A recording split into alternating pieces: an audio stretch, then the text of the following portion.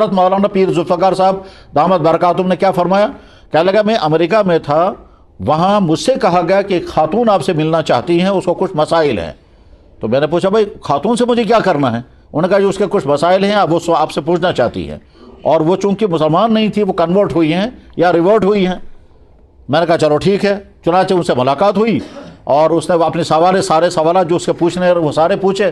تو آخر میں نے کہا میں بھی اب پوچھنا چاہتا ہوں۔ اس نے پوچھا کہا پوچھئے؟ کہا میں یہ پوچھنا چاہتا ہوں کہ آپ مسلمان کیوں بنی؟ اس نے کہا ہاں بہت اچھا۔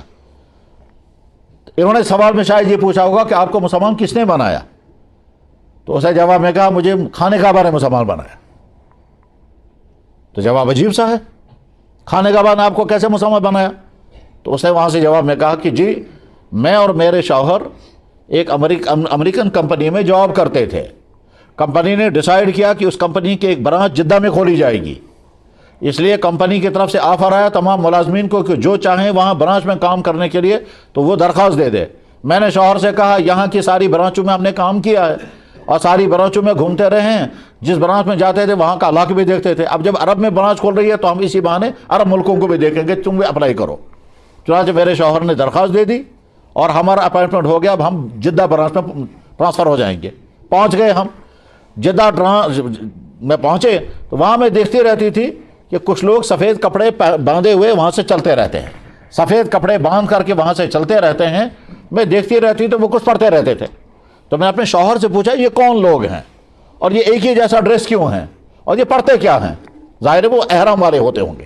جدہ ساری دنیا کے جب ہمراہ حج کرنے کے لیے پہنچے تو جدہ پہنچتے ہیں۔ اب وہ شپ سے اتر کر، شپ کا زمانہ رہا ہوگا، شپ سے اتر کر کے پھر وہ ٹرانسپورٹ اڈے پر پہنچتے ہوں گے، تو اس بیچ میں وہاں کہیں ان کا آفس رہا ہے یا ان کے اکاموڈیشن کی جگہ رہی ہے، تو وہاں وہ دیکھتے رہتی تھی ایک ہی قسم کے کپڑے پہنے ہوئے، سارے سفید کپڑے پہنے ہوئے، ننگے سر، اور عورتیں ایک قسم کا حجاب لگا کر کے اور ایک ہی ترانہ پڑھتے ہوئے لبیک پڑھتے ہوئے جاتے ہوں گے۔ اور وہ دیکھتی رہتی تو ایک دن اس کو شوق پیدا ہوا، اپنے شوہر سے اس نے پوچھا یہ کون لوگ ہیں اور کیا کرتے ہیں؟ انہوں نے کہا دیکھو یہ مسلمان ہیں اور آگے ان کا ہولی کعبہ ہے، یہ وہاں جاتے ہیں۔ کہا مجھے بہت اچھا لگتا ہے ان کا یہ ایک ہی قسم کا لباس اور یہ پڑھتے کیا ہیں؟ خیر دیکھتے رہی۔ ایک دن بیوی نے شوہر سے کہا ہم بھی جائیں گے وہاں، جدہ کے آس پاس کے سارے علاقے ہم نے دیکھے، ہم بھی جائیں گے وہاں جہاں ان کا ہولی کعبہ یا مکہ سٹی ہے۔ تو شوہر نے کہا وہاں نہیں جا سکتے، وہاں تو بین ہے۔ انہوں نے کہا اپلائی کرو، ہو سکتا ہے اجازت مل جائے۔ کہا وہ اجازت نہیں مل سکتی، وہاں اجازت کا تو سوال ہی نہیں ہے۔ انہوں نے کہا کوشش کر کے دیکھتے ہیں۔ کہا کیسے کوشش کر کے دیکھ سکتے؟ یہ تو ایسی چیز نہیں ہے کہ صاحب ہم کو سفارش لگائیں گے، درخواست دیں گے تو مان لیں گے، نہیں، یہ تو مذہبی پابندی ہے۔ اور اسلام نے 12 بیوی نے انہوں نے کہا بیوی نے کہا پھر ایک کام کرتے ہیں، تم بھی ایسا ڈریس پہنو، میں بھی مسلمان لیڈی جیسا پہنوں گی اور ہم چلیں گے، تو ہو سکتا ہے وہ دیکھنے والا کہے گا کہ یہ بھی مسلمان ہی ہوں گے تو ہم کو چھوڑ دیں گے، اسی بہانے ہم پہنچ جائیں گے وہاں۔ شوہر نے کہا چلو کر کے دیکھتے ہیں۔ چنانچہ یہی ہوا کیا کہ شوہر نے ویسے کپڑے باندھے، یعنی احرام کی شکل بنائی، اور بیوی نے وہ سکارف لگایا اور جو ہے سارا کورڈ کر دیا سوائے چہرے کے، یعنی اس نے پوری طرح سے ان کی کاپی کی جو عورتیں کرتی ہیں یا مستورات کو جیسے کرنا ہوتا ہے۔ اب وہ جو گاڑی میں بیٹھے ہیں تو جہاں چیکنگ پوائنٹ ہے وہاں پولیس والے نے ان کو گاڑی میں دیکھا تو اس نے دیکھتے ہی دور سے سمجھا یہ احرام والے ہوں گے۔ انہوں نے کہا جاؤ روح، عرب کے لوگ روح کہتے ہیں، روح مانے جاؤ۔ بس وہ خوش ہو گئے۔ اب پہنچے ہم خانہ کعبہ، مگر ان کو پتا تھا نہیں وہاں کرنا کیا ہے۔ کہتے ہیں جب ہم اندر پہنچے ہم نے دیکھا ایک کالا بڑا والا کمرہ ہے، صرف ایک طرف اس کا دروازہ اور کچھ نہیں ہے، اور چاروں طرف سے لوگ راؤنڈ کر رہے ہیں، یعنی طواف چل رہا ہے۔ کہنے لگے یہ منظر دیکھ کر کے میرا دل دھڑکنے لگا اور میری آنکھوں سے آنسو نکلنے شروع ہو گئے۔ کہا مجھے نہیں معلوم میری آنکھوں کیوں نکل رہے ہیں آنسو۔ ٹھیک، پھر میں نے اپنے شوہر کو دیکھا تو اس کے بھی آنسو چل رہے تھے۔ میں نے اس سے پوچھا آپ کیوں رو رہے ہیں؟ کہنے لگے میری سمجھ میں نہیں آتا ہے۔ اور آپ کیوں رو رہی ہیں؟ کہا میں بھی سمجھ نہیں پا رہا میں کیوں رو رہی ہوں۔ پھر بیوی نے شوہر سے کہا چلو ہم بھی یہ راؤنڈ لگائیں گے۔ شوہر نے کہا اس کے لیے تو مسلمان ہونا ضروری ہے۔ تو کہتی ہے مجھے یہ کعبہ کہہ رہا ہے تم مسلمان بنے بغیر یہاں آئے کیوں؟ مجھے لگتا ہے کعبہ مجھ سے شکایت کر رہا ہے، یہ کمرہ مجھ سے کہہ رہا ہے تم مسلمان یہاں آئے کیوں؟ اسے جلدی بتاؤ، معلوم کرو کسی سے کہ مسلمان کیسے بننا ہوتا ہے تاکہ ہم بھی یہ راؤنڈ لگائیں گے۔ پولیس والے کسی آدمی سے پوچھا، اس نے امام حرم کی بات پہنچایا۔ امام حرم نے پہلے تعجب کا اظہار کیا کہ آپ لوگ بغیر اجازت کے آئے کیسے اندر؟ حرم میں تو آ ہی نہیں سکتے حقارت کفر میں۔ کہنے لگا جب جو ہوا سو ہوا، ہم آ گئے، اب ہم کو مسلمان بناؤ۔ امام کعبہ نے ان کو کلمہ پڑھایا، مسلمان ہو گئے، ایک آدمی گائیڈ دیا، اور گائیڈ نے آ کر کے ان کا جب طواف کرایا تو عورت کہتی ہے زندگی میں مجھے اتنا لطف کبھی کسی چیز میں نہیں آیا جتنا لطف مجھے آیا اس میں، تو میں یہ سمجھتی ہوں کہ کعبے نے مجھے مسلمان بنایا۔ عام طور پر لوگ گھبراتے ہیں موت کے نام سے، حالانکہ موت کا تعلق کسی بیماری کے ساتھ نہیں ہے، کسی کینسر کے ساتھ نہیں ہے، کسی ایکسیڈنٹ کے ساتھ نہیں ہے، موت کا تعلق ٹائم کے ساتھ ہے۔ جب ٹائم آئے گا تو انسان کو جانا ہے، چاہے وجہ کچھ بھی نہ ہو، اور اگر ٹائم نہیں آیا ہے تو انسان نہیں جائے گا چاہے 10 وجہ کیوں نہ ہو۔ کئی لا علاج بیماریوں میں مبتلا انسان موجود رہے گا کیونکہ ابھی ٹائم اس کا آیا نہیں۔ کئی ناقابل علاج بیماریوں میں جس کو ڈاکٹر کہہ رہے ہوں گے کہ اس بیماری کے بعد آدمی اتنے مہینے بچے گا، اس بیماری کے بعد آدمی اتنے مہینے رہے گا، اور اس بیماری کے بعد یہ آدمی اتنے نہیں رہے گا، لیکن ڈاکٹروں کے کہنے کے باوجود آدمی زندہ ہوگا کیونکہ ابھی ٹائم نہیں آیا۔ اس سلسلے میں نے پڑھنے کی کوشش کی تو یہ بھی پتہ چلا کہ 10 کینسروں میں مبتلا انسان زندگی گزارتے رہے، اور وہ چاہتے بھی رہے کہ ہم مر جائیں لیکن موت نہیں آئی، اور وہیں سے ایک تصور پیدا ہوا، اس کو کہتے ہیں یوتھینیزیا، اس کو عام زبان میں کہتے ہیں قتل بجذبہ رحم، یا آپ کی زبان میں سے کہیں گے مرسی کلنگ۔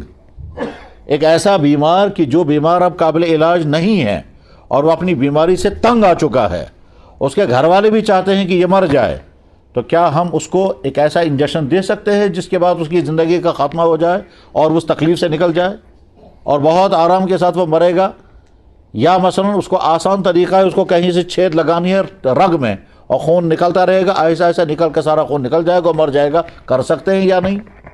یہ سوال وہی سے پیدا ہوا کہ لا علاج بیماریوں میں مبتلا انسان بہت پریشان حال ہوتے ہیں، اس لیے وہ خود چاہتے ہیں ہماری موت آ جائے۔ تو خیر یوتھینیزیا یا مرسی کلنگ یا قتل بجذبہ رحم کا فیصلہ کیا ہوگا وہ ہمیں ابھی نہیں سنانا ہے، نقطہ یہ سمجھنا ہے کہ دنیا میں کسی انسان کو نہیں معلوم ہے کہ موت کب آئے گی۔ اس کا تعلق بڑھاپے کے ساتھ بھی نہیں ہے، اس کا تعلق جوانی کے ساتھ بھی ہو سکتا ہے، بس اللہ نے ٹائمنگ ہر ایک کے لیے لکھی ہے، اور وہ ٹائم انسان کو پورا کرنا ہے، اور وہ معلوم بھی نہیں کسی کو۔ تو لہذا ایسا ہو سکتا ہے کہ جیسے سال گزشتہ بہت سارے اللہ کے بندے رہے ہوں گے جو رمضان گزار رہے تھے اور آج نہیں ہیں، یہ بھی ہو سکتا ہے کہ ہم میں سے کوئی جس کے مقدر میں اللہ نے لکھا ہوگا زندگی کا خاتمہ تو اگلے سال رمضان میں نہیں ہوگا۔ جناب رسول اللہ صلی اللہ علیہ وسلم نے حجۃ الوداع میں منا کے میدان میں اہم خطاب کے دوران یہ بھی فرمایا کہ اب اس میدان میں اگلے سال میری تم سے ملاقات نہیں ہوگی، منا کے میدان میں اگلے سال تم ہوں گے، میں نہیں ہوں گا۔ تو اب جب یہ رمضان مبارک کے مقدس ایام ہم گزار رہے ہیں تو اس پر بہت تفصیل سے گفتگو سارے امام کرتے ہیں، ہر جمعہ میں ہوتی ہے، بیانات ہوتے ہیں۔ آج تو میڈیا کا زمانہ ہے، میڈیا میں بے شمار ساری چیزیں سامنے آتی ہیں، تو مفصل گفتگو کرنے کی ضرورت اگرچہ ہے، تو انشاءاللہ تھوڑی سی گفتگو نماز کے بعد ہوگی۔ اب ہمارے پاس ٹھیک اس وقت 15 منٹ ہیں، ان 15 منٹوں میں کیونکہ یہاں کا شیڈول جو ہے وہ یہ کہ ٹھیک 1 بجے اذان ہوتی ہے تو 15 منٹ گفتگو ہوگی، پھر جمعے کی اذان ہوگی، اس کے بعد پھر جمعے کی سنتیں پڑھی جائیں گی، پھر دوسری اذان ہوگی، پھر جمعے کی نماز ہوگی، جمعے کی نماز کے بعد پھر تھوڑا سا خطاب ہوگا جس میں بیٹھنے کا موقع جن کو فرصت ہوگی وہ تشریف رکھیں گے۔ حضرات، اللہ تعالیٰ شانہ نے جس چیز کا بھی حکم دیا کرنے کا یا بچنے کا، اس کے پیچھے بڑا فلسفہ ہوتا ہے، بڑی حکمتیں ہوتی ہیں، بڑے راز چھپے ہوئے ہوتے ہیں، عجیب عجیب قسم کے اسرار ہوتے ہیں اور بے شمار فائدے ہوتے ہیں، کیونکہ اللہ حکیم ہے، اللہ رحیم ہے، حکیم بھی اور رحیم بھی۔ انسان کے پیدا کرنے والے انسان کے جسم کے سارے تقاضوں سے وہ تقاضے اللہ ہی نے پیدا کیے ہیں، اس لیے جب بھی اللہ تعالیٰ شانو کسی چیز کا حکم دیں گے اس کے پیچھے نہ جانے کتنی مصلحتیں ہوں گی، اور جن چیزوں کے متعلق فرمایا کہ اسے دور رہو اس میں بھی نہ جانے کتنے مصلحتیں ہوں گی، چاہے انسان کو سمجھ میں آئیں یا نہ آئیں، اور آگے جتنا علم بڑھتا جاتا ہے حکمتیں سامنے آتی رہتی ہیں۔ اللہ کے دیے ہوئے احکام کی 2 قسمیں ہیں، کچھ احکام وہ ہے جن کے کرنے کا حکم ہے اور کچھ وہ ہیں جن میں بچنے کا حکم ہے۔ ماں باپ کی خدمت کرنے کو لازم کیا گیا، ان کی نافرمانی کو حرام کیا گیا۔ نماز پڑھنے کو لازم کیا گیا، نماز چھوڑنے کو حرام کیا گیا۔ سچ بولنا لازم کیا گیا، جھوٹ بولنا حرام کر دیا گیا، سارے لکوڈ حلال کر دیے گئے، شراب کو حرام کر دیا گیا، کمائی کے سارے طریقے جائز ہیں، سود ناجائز ہے، رشوت ناجائز ہے، فراڈ کر کے پیسہ کمانا ناجائز ہے، دھوکہ ناجائز ہے، چوری ناجائز ہے، نکاح کر کے پرائیویٹ زندگی گزارنا جائز ہی نہیں، مستحسن پسندیدہ بلکہ حکم ہے، لیکن اپنی جنسی ضرورت غلط جگہ پر پورا کرنے کو حرام کر دیا۔ ایک طرف سے انسان کی جنسی ضرورت کو پورا کرنے کے لیے نکاح کا نظام بنایا اور اجازت دی کہ تم نکاح کرو، نہ صرف اجازت دی بلکہ حکم دیا، اور یہاں تک فرمایا کہ 1 کرو، 2 کرو، 3 کرو، 4 نکاح کرو، مگر زناکاری سے دور رہنا، زناکاری حرام کر دی گئی۔ تو ایک طرف سے اللہ حکم دیتے ہیں اس کام کے کرنے کا، اور دوسری طرف سے چیزوں کو حرام کرتے ہیں، دونوں کے پیچھے مصلحتیں ہوتی ہیں، اور جو احکام ہیں ان کے پیچھے چونکہ مصلحتیں ہوتی ہیں تو بعد میں اللہ تعالیٰ شانہ انہی احکام کے ذریعے سے انسان کو ہدایت پر بھی لاتے ہیں۔ اس سلسلے میں بڑے عجیب عجیب واقعات ہیں۔ میں نے واقعہ پڑھا نہیں، ایک شخص جو مستورات تھی، اس نے خود کہا کہ میں صرف اذان کی وجہ سے مسلمان ہونے کے لیے تیار ہو گئی ہوں۔ یہ اسلام سے باہر تھی، اسلام سے باہر ایک خاتون ہے، اس نے اسلام قبول کیا وجہ اذان۔ انہوں نے کہا مجھے اذان اپیل کرتی ہے اور میں سال ہر سال سے صبح کو اس لیے جاگتی ہوں تاکہ چھت پر چڑھ کر کے چاروں طرف سے میں اذانیں سنتی ہوں، اور اس کے بعد میں نے ڈیسائیڈ کر لیا کہ مجھے مسلمان بننا ہے۔ تو اذان کی وجہ سے وہ مسلمان بنی۔ علامہ اقبال نے لکھا کہ میرے پاس ایک انگریز آیا، اس نے کہا میں مسلمان بنوں گا۔ میں نے اس سے پوچھا کیوں؟ اس نے کہا السلام علیکم کی وجہ سے میں نے ارادہ کر لیا کہ میں مسلمان بنوں گا۔ السلام علیکم کی وجہ سے میں نے ارادہ کیا کہ میں مسلمان بنوں گا۔ علامہ نے پوچھا یہ السلام علیکم کی وجہ سے کیوں؟ کہنے لگے میں جب یورپ سے چلا اور بمبئی پہنچا تو بمبئی میں نے مسلمانوں کو دیکھا، میں نے اس سے پہلے مسلمانوں کی سوسائٹی نہیں دیکھی تھی۔ میں بمبئی میں پہنچا تو مسلمانوں کو میں نے سنا وہ ایک دوسرے جب ملتے ہیں تو کہتے ہیں السلام علیکم، السلام علیکم، وہ کہتا ہے وعلیکم السلام۔ تو میں نے جب چاروں طرف سے سنا یہی تو میں نے سوچا اس کی میننگ مجھے معلوم کرنی چاہیے۔ میں نے ایک شخص سے پوچھا بھائی اس کا مطلب کیا ہوتا ہے جو آپ لوگ سلام کرتے ہو؟ ہم لوگ تو کہتے ہیں گڈ مارننگ، گڈ ایوننگ، یا بھائی آپ لوگ کہتے ہو السلام علیکم، اس کا مطلب کیا ہے؟ تو اس شخص نے ان کو کہا کہ مسجد میں جو امام صاحب ہیں ان سے پوچھو جا کر، امام صاحب بڑے صاحب علم رہے ہوں گے۔ چنانچہ انگریز نے جا کر اس سے پوچھا کہ یہ جو السلام علیکم آپ لوگ کرتے ہو اس کا مطلب کیا ہوتا ہے؟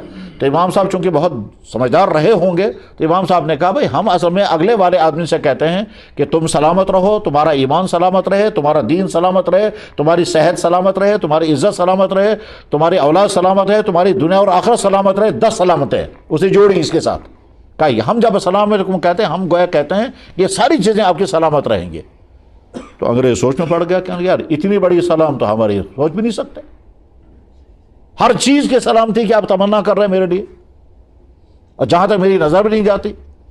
بس یہاں سے اس کے دل میں خیال آیا جس مذہب نے سلام ایسا رکھا ہوگا وہ مذہب غلط نہیں ہو سکتا، بس یہاں سے پلٹا کھا گیا۔ اب سوچتا رہا، حسن اتفاق انہی دنوں ایک انگریز کا لکھا ہوا ترجمہ قرآن شائع ہوا تھا، انگریز کا لکھا ہوا، اس کا نام تھا پکتھال، مارما ڈیوک پکتھال۔ اس نے قرآن کا ٹرانسلیشن لکھا تھا، یہاں بھی جان کی مارکیٹ میں اویلیبل ہے۔ بعد میں وہ شخص مسلمان بھی ہوا ہے، پہلے ٹرانسلیشن اس نے کیا پھر مسلمان ہوا، پھر اس کا نام رکھا گیا محمد مارما ڈیوک پکتھال، کہتے بھی ہیں پکتھال کے ٹرانسلیشن، پکتھال نے ترجمہ میں یہ لکھا ہے۔